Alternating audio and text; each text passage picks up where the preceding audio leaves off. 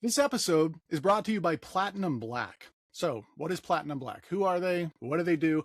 They're a strategic marketing and advertising consultancy for teams who already know what they're doing, but want a partner who can help them move faster and think bigger.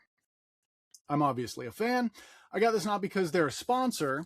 This is from the time I spent freelancing with them. So I've worked inside their process. I know their people. Their executive creative director is someone that I've respected for years. The managing director is smart, focused, competitive in all the right ways, even down to the most junior account people and creatives that I've worked with. This is a team with serious brain power and zero ego, just good people doing good work. They specialize in working alongside in-house teams to unlock growth, clarify strategy, and make creative that actually drives results. So if that sounds like your kind of partner, visit platinumblack.com. And now, here's the show. This is Let's Bring It In, the podcast about creative leaders doing great work in-house. I'm Greg Christensen, and my guest today is Matt Davis. He's the Executive Creative Director at Solo Stove. Now, Solo Stove came on a lot of people's radar during the pandemic, and again with the Snoop Dogg campaign, if you remember that. But if you still think Solo Stove is just a smokeless fire pit brand, Matt walks us through what it's becoming. A full backyard lifestyle company with new product categories, a major brand refresh, and creative leadership that spans everything from brand and design to performance and retail. We also get into Matt's path through GSD&M, the Martin Agency, and Saatchi, and why he chose to go in-house and what it really means to be closer to the business, not just the work. Let's bring it in. Matt Davis, welcome to the show. It's great to have you here. Yeah, great to be here. Yeah. So, Matt, you are the Executive Creative Director at Solo Stove. Give us a little background. What is Solo Stove? Well, yeah, a lot of people know Solo Stove. If they do know, it's a smokeless fire pit company. It started out as a camp stoves, these little small camp stoves, very portable. You could take with you. And then, they became a larger company, especially during the pandemic, as we had larger fire pits, smokeless fire pits that, more for the backyard and patio kind of area. And you can imagine during the pandemic that everyone was kind of sequestered in place and, couldn't go out. And so they brought people, family, and, a lot of people were even living together, family living together. And so they needed something to do. And so, it really skyrocketed in popularity during that period. And was that kind of a tipping point, the pandemic for the company? It was, I would say, if you look at charts as far as growth, there's like a giant spike during that period, and then it's been like a resetting of reality, I would say, since that time. But we offer way more than just smokeless fire pits. We have everything from pizza ovens to patio heaters to griddles. We have a new griddle that we launched last year. Full size griddle, stainless steel. It's awesome. You can cook. It's basically restaurant quality stainless steel top. Chefs love it, or wannabe chefs, I would say, as well. And then we have we actually had a company that they had bought a while back that had cooler technology, with a kind of an air conditioner built in, and we turned that into our new cooler called Wind Chill. And it has built into the actual lid is air conditioning and a mister. So, and it pulls from the ice and pulls from the liquid that is in the cooler. And so you can take it out to the beach or to the park or wherever you might, or in your backyard, and, turn that air conditioning on. And you on a hot day in Texas, or wherever you may be, you've got air conditioning coming out of your cooler. Or a mister. So that's a pretty cool product. And then, all kinds of different, sizes of fire pits and accessories that go with that. So you can imagine it's a full backyard company. And that's been the big transformation since I got there was, going from we launched, I believe, 5 new products last year in Wow. 3 new categories. So, it was a big year for us in 2025. And so, and that was in the plan when I got there in 2024, to revamp the product pipeline, to get things back on track and get them to market. And then by doing that, expand what people's perception was from a fire pit company to a full backyard, lifestyle brand. Yeah. Well, so you talk about transformations, but I feel like you've had one because you've spent Hmm. nearly, I think, like 2 decades in creative leadership. I know that you were at GSD&M. I know you were at the Martin Agency. I know you were at Saatchi and Saatchi. Like those are all, big, big traditional agencies, but like really well known agencies. So talk to me about the journey that took you from some of those really great traditional agencies to being in house at Solo Stove. Yeah, without giving you the full history, but they were all. I would say GSTM and Martin were similar agencies, very uh, friendly. Like fun places, creative work driving the place. Um, and so my experience coming from Austin and being in Austin, and Richmond are both great cities. Yeah. On the smaller side, Austin was back then. Now it's a huge city, but Yeah. when I was there, it was still, kind of tiny little Austin, the weird place. I've got to ask real quick. I was an intern at GSD&M Really? in the summer of '99. So Well, I then went from I Richmond. was telling you that we crossed paths, so that Okay. yeah, Yeah, I wanted to know. I wanted to see if that happened. Okay. yeah, I was there in '98, summer of '98, and then it was kind of my first big place. I was at a couple small places in Dallas, but just like trying to get my feet on the ground, and then I kind of went. I kind of redid my entire book, and got into GST&M through some Yeah. people I knew, um, and had an opportunity there, and then obviously parlayed that, many years later into Martin Agency, and then that was a wonderful experience. I mean, it just changed my career. Yeah. The people you got to work with, it was all the people I looked at in the one show books. It's just like admired the work, and you know, Martin's one of those agencies I feel kind of like a Wyden or a Goodby in that they were great in the '80s, they were great in the '90s, they were great in the 2000s. Like they weren't a flash in the pan. There was never a dip. Like the Martin no, agency's and always been when I steady. got there, 2008 was when I got there, at the end of 2008. So I think I took the job like a week before the financial crisis hit in Mm, 2008, and I was like, oh. yeah. But it actually ended up being a great move because they had Geico, they had Walmart, they had all these like value brands that people were kind of flocking to, because of the recession back then, and so we were actually thriving during that period, really, and becoming going from more of a regional slash national shop to a true national shop. And working on some really big brands, getting in every pitch that was coming down the line, and like I said, just talent flocking in, and a lot of great people that I got to work with. So, and then from there, go from Saatchi, or go back to Texas, go to Saatchi, and that was more about opening an office for Saatchi in Dallas because Toyota had moved their headquarters from California to Texas, and Yeah. Saatchi didn't. They'd always been such a close partnership. They didn't want to have any kind of distance that might, fracture the relationship. So they opened an office in 2017, and when I got there, it's probably about 40 people, um, no creatives, and so I had a ECD, but we before I even started, I had to start looking at books. They're Yeah. like, "Hey, do you mind starting to look at portfolios?" I was like, "Yeah, sure." Was your ECD in Dallas or Yeah, still he in was LA? going Okay. from LA to Dallas. He'd been in LA for a while, and he kind of raised his hand to when they said, "Does anyone want to move to Texas?" You can imagine all those Californians were like, "No." Yeah. But there's a handful that did, and they were a great group of people. Really core group that a lot of them are still there. Saatchi's Yeah.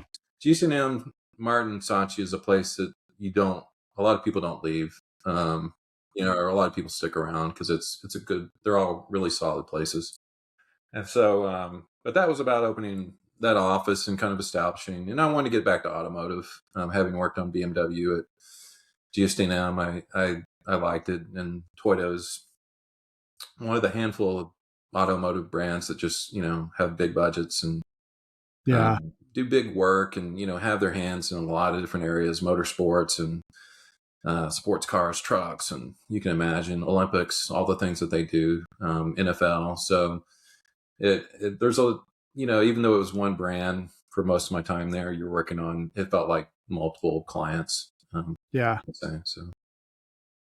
So then talk to me about how you went from, I mean, you're at So yeah, traditional so agencies and then now all of us, and then you went in-house. How did that happen? yeah, so I wasn't necessarily looking. I mean, I was always keeping my eye open, and I tell other people that may ask my advice. I said, just it never hurts to have a conversation, and you got to look out for your own brand and what you want your career to be. So a recruiter had reached out to me, and I'd heard about Solo Stove just being, from the same area, and obviously the Snoop stuff that was done had just been done, the first iteration of that, and Martin Agency. So I was seeing that in my LinkedIn. All the people that I'd worked with at Martin were posting it, and so the when the recruiter called and said, "Hey, I have an opportunity. I don't know if you'll be interested because it's kind of on the smaller side than probably what you're working at now."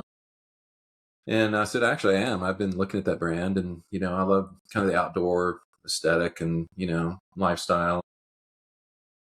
It just had a cool vibe to it." So when I made the decision to really jump into that kind of more ECD level, as far as from my career standpoint, but also it was a chance to get closer to the business, not be so siloed. Agencies tend to silo people, as specialists. You work Yeah. on brand campaigns, so you do the social, you do the performance creative, you do content, you do the site.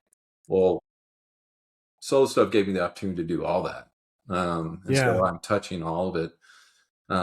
Brand ID, packaging, merchandising, site, um, performance creative, brand creative, social, organic, paid, um, TV, everything. So it's really, and you're closer to the business and kind of the decisions that happen that affect the business. And I wanted to, be closer to that. I think being at Saatchi, Toyota is a pretty close relationship.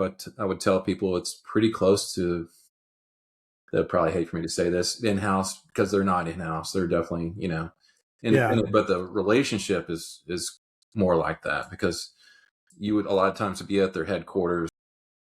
You'd be in meetings that aren't about creative. They want you there to, you know, have you either be a presence in the meeting or at least to give advice on strategically how they should look at some things. And so it was the closest client relationship I'd ever been part of by far.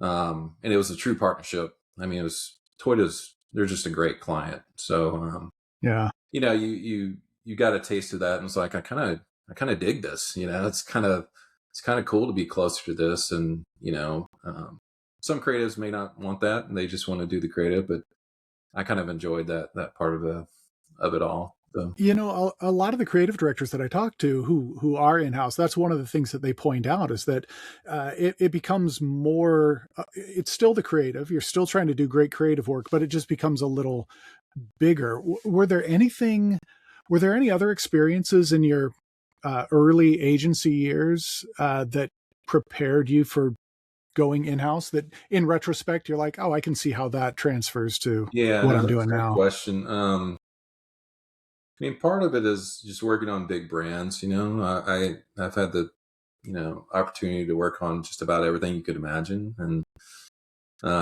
global brands, Microsoft, like I said, BMW, Walmart, Southwest Airlines.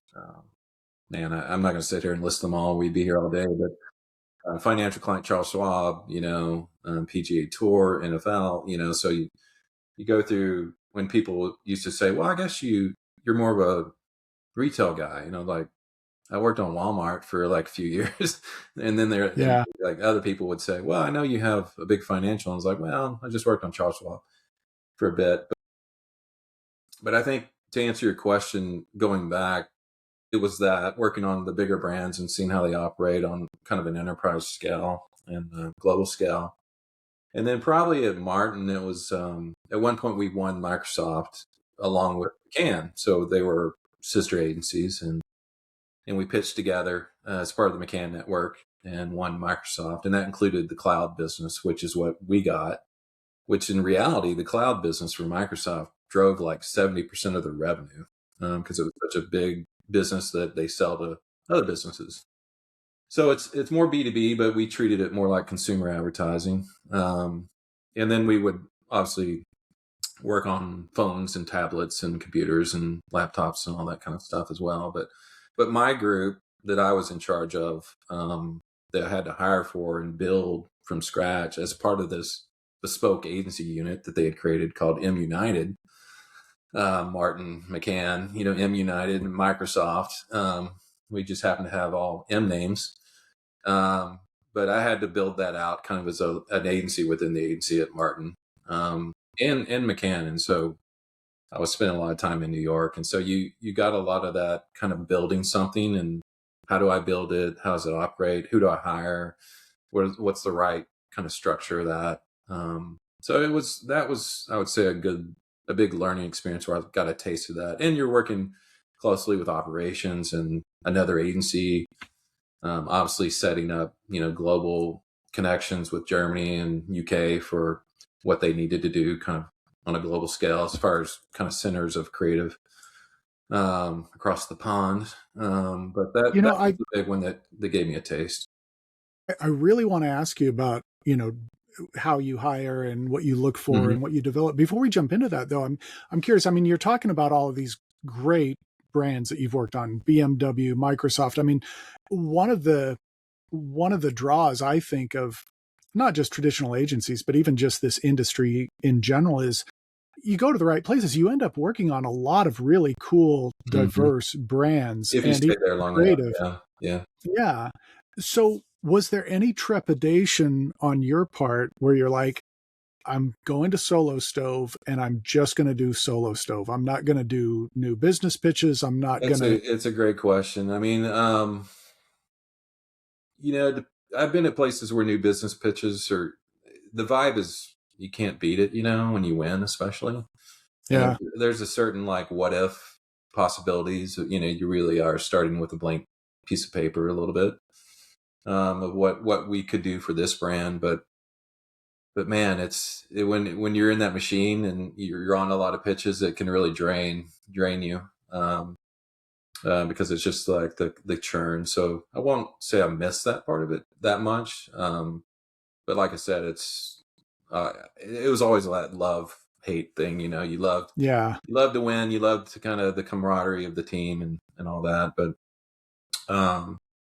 yeah, as far as going, your question, remind me your question. Sorry, real quick. Well, I mean, you're committing to one Yeah, brand, the at an one thing. agency.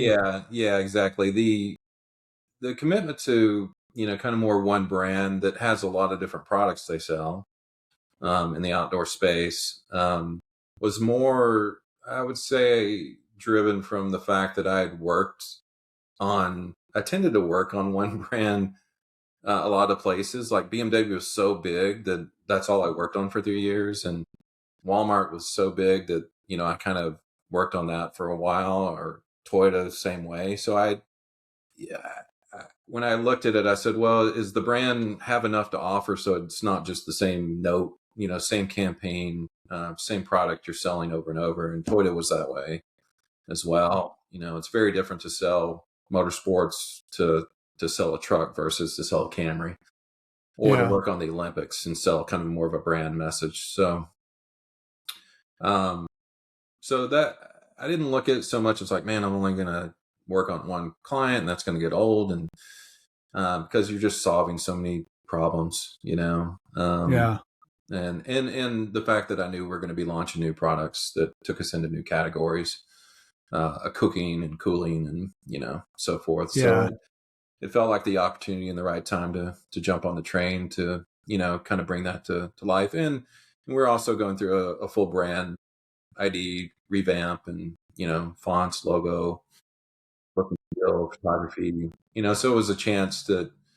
A lot of times you don't get that at brands. It's really, on the agency side, it's hard to convince an agency to spend that kind of capital, Yeah. or convince a client rather to spend that kind of capital to do a full brand ID. Sometimes you do, but a lot of times that's farmed out to more of a design agency, and you kind of get the style guide or the brand guidelines and have to implement them. But that was a big part of it too, of being part of that from a design standpoint.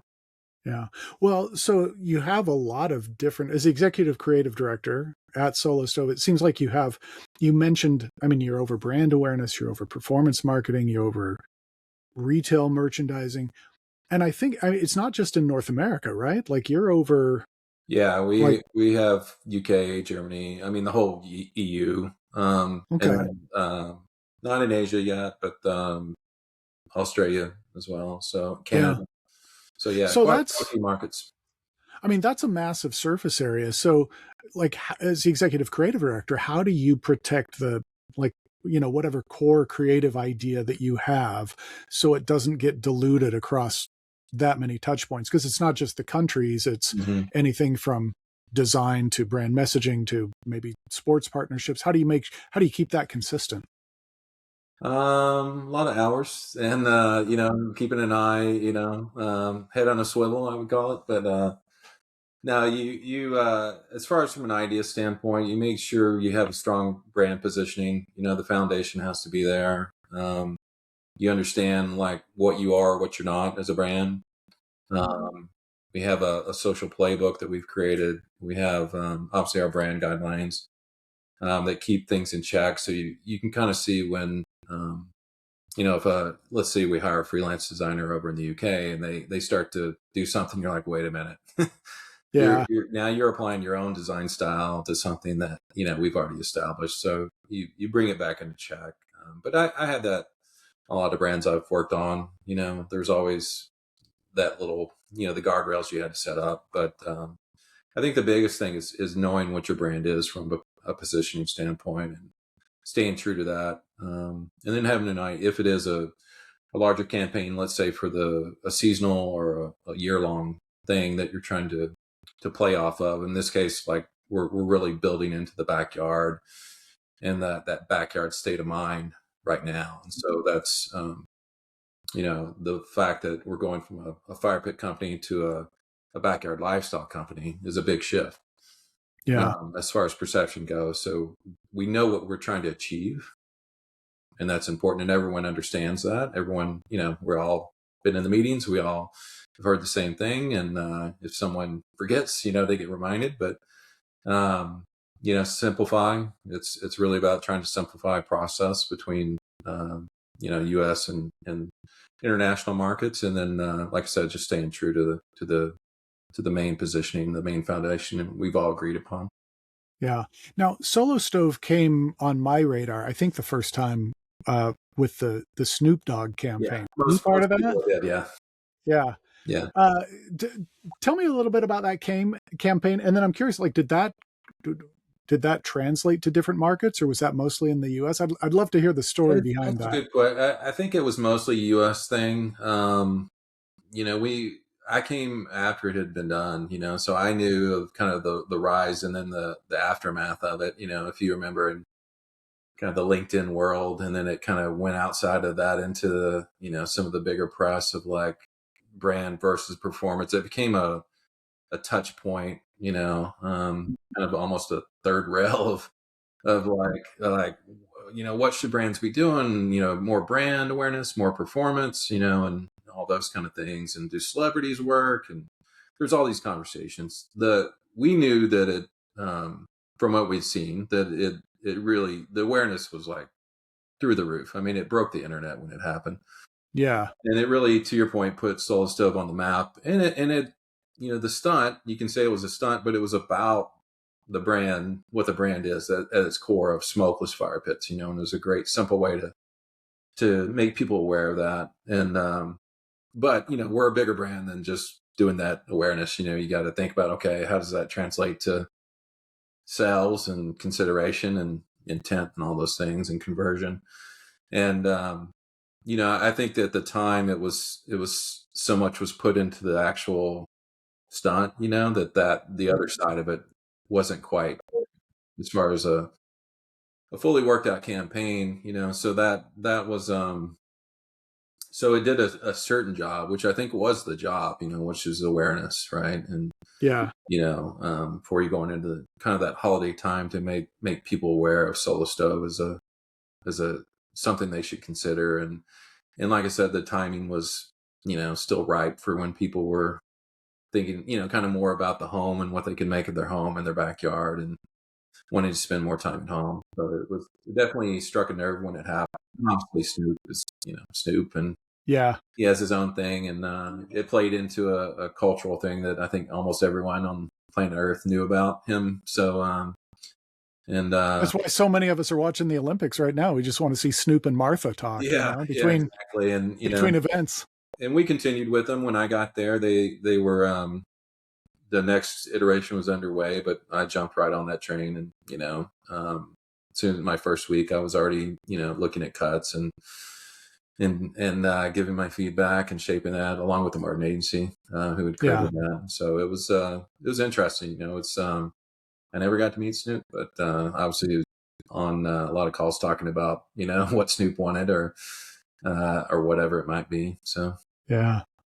So I'm curious, you were talking earlier about, setting up the brand guidelines, creating the brand messaging. How much of that was in place, and including your creative team, how much was in place when you got to Solo Stove, and how much have you built it out since you've arrived? they had gone through different iterations of it, but I think the problem was they had never landed the plane. They would do something and then move on, and a lot of clients and brands do that where they don't stick with something for the long term because it's new people come in or whatever it may be, or they just don't stick with it. They get tired of it and they move on to the next campaign, and so um, there wasn't a ton as far as that was really kind of solidified. And it was also not just like shoring things up. It was like new look and feel, new packaging, new graphic system, new logo, new font, everything, proprietary font. All the things that you would want to do were on the table, as well as visual brand language around the product, and having more consistency with product look and feel, and have a design aesthetic and a kind of strategy in place for that. So it was a lot of strategic work. We didn't get into kind of sound mnemonics or any audio mnemonics or anything like that, but it was mostly visual, and then voice as well, the voice of the brand.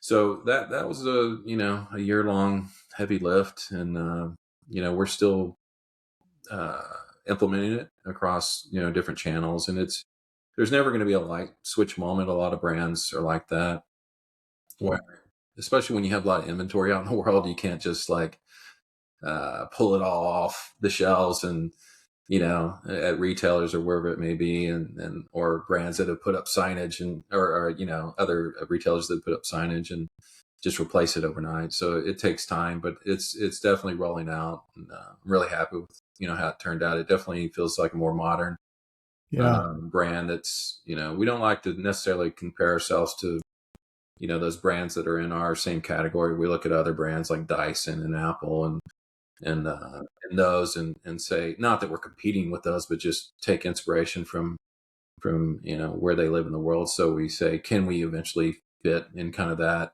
world? And if we're people who put a bunch of logos on a page, we'd rather be over Yeah. here than directly in our category. Yeah. The way people think of us as like I said, a kind of a premium outdoor lifestyle brand. Yeah. Well, you've talked about when you created a creative department when you were at Saatchi. Hmm. It looks like you're doing that now. What, you're building culture, it's not just you're going to hire some people and they're going to do their job. You're kind of building the culture. So I'm curious to know, like, especially in-house, is there anything that you're looking for? Well, first of all, like, who are the first hires that when you look at a team, like, what kind of hires are you looking to make, both position, but also, attitude? Yeah, I'll start with attitude because that's where I always start. I always say, like, attitude doesn't cost you anything. It's not necessarily a skill you have to acquire over time. So I tend to look at like where people are at, where they're coming from, why they're wanting to leave, if they're coming from a place, what they're looking to achieve out of their career. So attitude, like I said, is like the first thing. It's you just you can get it out of conversation. I mean, there's always going to be a known with people that you hire when you really know them, but take interviewing seriously. Some places, they, especially bigger places, sometimes it's like, yeah, just if you like them, I like them. It's like, no, no, no. This is important. This one person could either, make the place, or, the one bad apple kind of theory, or it could really be a problem if we don't really look at this person and how they fit in, and not so much like, oh, they've got to fit in the culture, and be like everyone else. I mean, if anything, you want to kind of have a different mix of people, um, work styles, kind of attitude wise, all same, hopefully work ethic. I mean, that's the other big thing. And then the other thing is resiliency. How much can you bounce back from, when you get knocked down, and keep going, take initiative, all those things that, I think you and I probably appreciate Yeah. in people. But as far as roles, I tend to look at, it's usually, I would say, like, who's my right hand person, the person I can really like start to connect with, and we can help plot out, the next moves, is the first person I would hire, if you can, in the order of things. When I was at Saatchi, it was like you have to hire 6 people by September, and I got there in July. So um, which I know sounds like you could do that, but you know how that goes. It takes a while. Well, looking at books and Yeah, first of all, just working getting the books in. schedules and everything, and you want to have more than one interview with, someone, and make sure that they like, they feel good about coming there just as much as you want them to be there. Yeah. Um, but yeah, having that right hand person is, I think, key. Whether that's a writer, or a, more on the art direction design side, um, to me is really important. And then you can kind of fill it out from there, because I think having those more senior people first, when you're hiring more junior people, they can be, kind of align with you on the type of people you want to hire. Not that Yeah. it's a complete democracy, but at the same time, you're working as a group, and you want. I like to have people have a say in that, because you're going to be working together day in and day out, and I've been at plenty of places where there was oil and water types, that Yeah. um, I've had Yeah, I think I've had some we've that all were been like, there. in the first week of working together, like, "Hey, can you talk?" and you'd be like, "Oh, wow, that was quick." And then, like anything, you're like, "Hey, give it time."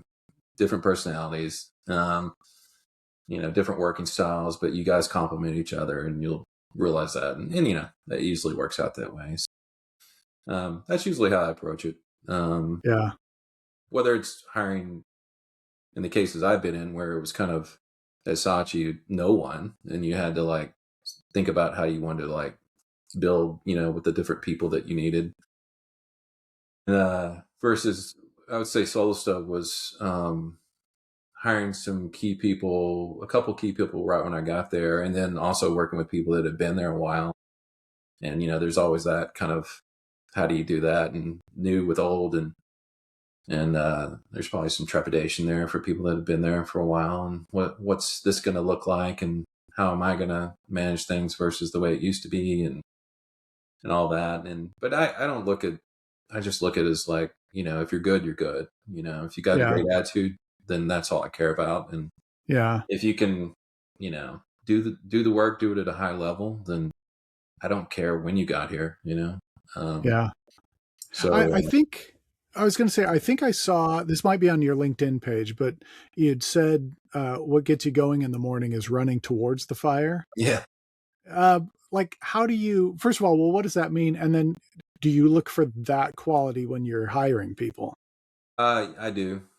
It's hard to find. I mean, the people that I look back on that I've worked with over many years, who I appreciate the most, may not have been, the ones I was tightest with, or, worked the most amount with, but they're usually the ones that were like, had that attitude toward things, that they didn't avoid tough briefs, or tough problems. They raised their hand. when before me asking them to. Um, As a creative director, is that something you can teach, or do you just have to hire for it? no, I think you can, but man, it's so much easier when they just have that kind of innate, part of their personality is kind of built in. Um, and so I've had both. I've had both people that were, naturally just like, hey, I did this, and I know you need to do this. I didn't want you to worry about it, and like that's great.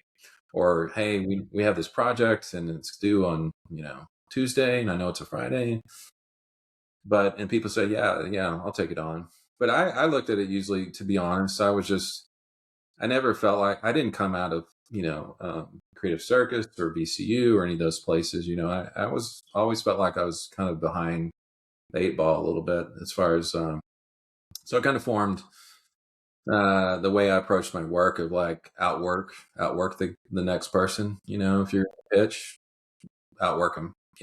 Yeah. Talent is, it kind of evens out. And the one thing that evens out talent, um, is work ethic, and like, because you may have a little bit more talent than the next person, or more talent than me, but I can almost guarantee you I'm going to outwork you. That's Yeah. why I look for that in people, and that because if you go through 5 rounds of work on a pitch or a project, I want the person that's going to come back for the 6th round and still have the same passion. Yeah. And a lot of times those were the people that you just kind of outlast the Yeah. the people you're working with. And at bigger places, there's a certain amount of competition. It's not easy to get work out of the building. Well, it's kind of a Solo's different. Solos, you know what we do is going to see the light of day.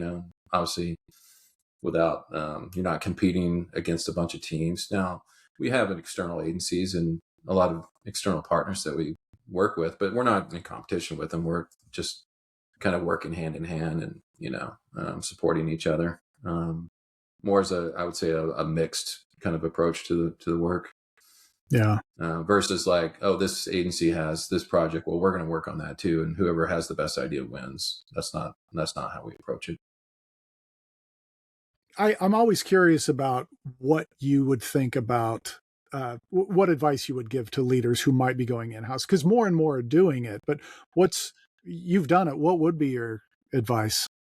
I would make sure. I mean, every place is going to be a bit different. I mean, if you're working at, I don't know, PepsiCo, right, or a giant, company like that with multi-tiered layers that you have to go through, and it's going to be a different experience versus like a place like Solo Stove that is really operates. We're not a startup, but we have that mentality. Everyone picks up responsibilities. If something needs to get moved from here to there, you pick it up. Yeah. And no one's above it, so to speak. Which is great because the people that are there all get that, right? So as far from an advice standpoint, the thing that I would say, to people is just make sure you want to be closer to the business and understand that, there's not this protective layer that you might have in the agency world, as a creative, where the account people deal with that, or the head of strategy deals with that, and I just do the work. You're going to be in most places close to the business and the performance that's going on, the revenue, um, ROAS, conversion Yeah. rate, all those things that really matter, that you kind of heard about maybe, on the side as a creative, as you became a CD, but, you weren't directly responsible for. Um, you just said, well, what's the brief? And that's what I'll do. And, we'll make sure it's delivered on time. Yeah. So, being not just willing to accept it or be able to tolerate it, I think you got to really embrace it. Again, back to the run toward the fire mentality. You got to say, well, that's not maybe the thing that I got in this business to do, but I really enjoy solving problems. And the best creatives that I've dealt with are problem solvers, no matter what Yeah. it's not just an ad or a TV spot or whatever. They just like solving complex problems, for brands or for, large organizations. So I think Yeah. that's the big thing. You gotta be willing to sit in those meetings and not just kind of listen and while you work on your stuff, but actually participate and help solve some pretty complex things. Yeah. What about advice for, say, CMOs who maybe have their own company or part of a company? Maybe they have a designer or something, but if a CMO is thinking about creating in-house services, an in-house agency, so bringing more on their side, what advice would you give to any CMOs who are thinking of doing that? Of going in house, from a standpoint of working with your creatives, I would say don't look at them as a service division of your company. Look at them as a growth engine, way to really drive business, and to drive awareness, performance, everything, in a really important part of that. So, organizations can, just like anything, get siloed off and look at marketing or creative as just a section that kind of lives over here, and takes a lot of our budget and all those things, and don't understand exactly that it's like a black box. I don't exactly know what's going on over there, but we're not so big that is our case. But I'm sure in some organizations it gets like that. But for CMOs, I would say work hand in hand, be a partner, be willing to jump right into the thick of it, with your creative directors and or your ECD or whoever you might have, and again, not be above it all, because you're all working for the same place at that point, and you're all trying to solve the same problem. It's not like I don't have a separate agenda from my CMO's agenda. We're all trying to achieve the same thing, which is we want the company to do well. We want to launch new products that do well. We want to become known as a backyard lifestyle brand, and kind of transform the way people think about solo stove, which is not easy, and it takes time. But I think that's again, embracing the real goal of the company, and along with the people that are going to make it happen. Yeah. Well, Matt, thanks so much for joining. This is Yeah, really great. I've got one last question before I let you sure, go. And this sure. is the bonus question that I like to ask all my guests. It has nothing to do with anything in the industry. If you could get on a plane right now, no meetings, no emails, cost and time aren't a factor, you just get to go. Where would you travel to and why? And you get one domestic location and one international location. Ooh, one domestic. I'll start domestic. I mean, I love Glacier National Park, so probably Montana, that area, because you can jump up to Banff in Canada. That's been on my bucket list for Yeah, years. it's amazing. It's really amazing. It's just a different world. You feel like you're in a different country up there. But Yeah. I've had the pleasure of on someone else's dime, going to a lot of different countries internationally, for Yeah. production and stuff, especially when you work on like BMW, they'd rather you come there than them come to America. But yeah, places I haven't been to most places. I would say probably Scotland, in that area, Scotland, Wales, Yeah. which I know is probably not most people's, but it's just such a cool area, and the weather may not be great, but it's and my family background is Welsh, so not that I'm going to go trace back my Yeah.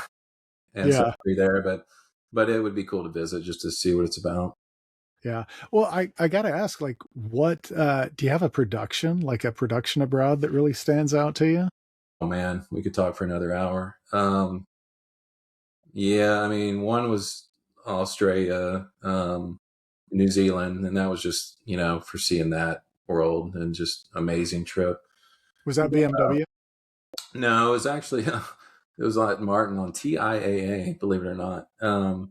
But there's some production, savings and those kind of things, but and Yeah. also production value for what the spot was.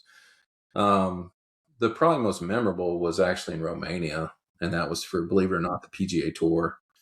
Really? And it was the scariest, most craziest trip I've ever been on. Because it was pretty, it was years ago, and so things weren't exactly on solid ground there. So it was again for production value, and we needed snow, in when there wasn't snow in the U.S. And so it was just a different world, different world, and some little interesting, tribulations that happened along the way. Wow. But we got back safe and sound. I think my mom was worried for a while, but I made it back. Good. Well, glad you're here. Matt, thanks again for joining. This has really been great. Thanks for your time, and looking forward to seeing some more good work from Solo Stove. Yeah. Thanks for the time. It was awesome. That's all the time we have for this episode. Huge thanks to Matt Davis, Executive Creative Director at Solo Stove. You can visit letsbringitin.com for more conversations with in-house creative leaders from brands you know and brands doing remarkable work. And if you've made it this far, here's my ask. Leave a rating, subscribe to the show, drop a comment, send me a note about what stood out. Those signals matter more than you think, and they help people find this podcast. And if this conversation resonated with you, share it with a creative leader you respect, especially maybe someone thinking about a creative move in-house or building a team inside a brand. Special thanks to Nick Patronella, who composed the theme music for this show. You can follow Nick on Vimeo. And thanks to you for listening. See you next time. Let's Bring It In is a production of Barnes Creative Bank at barnescreativebank.com.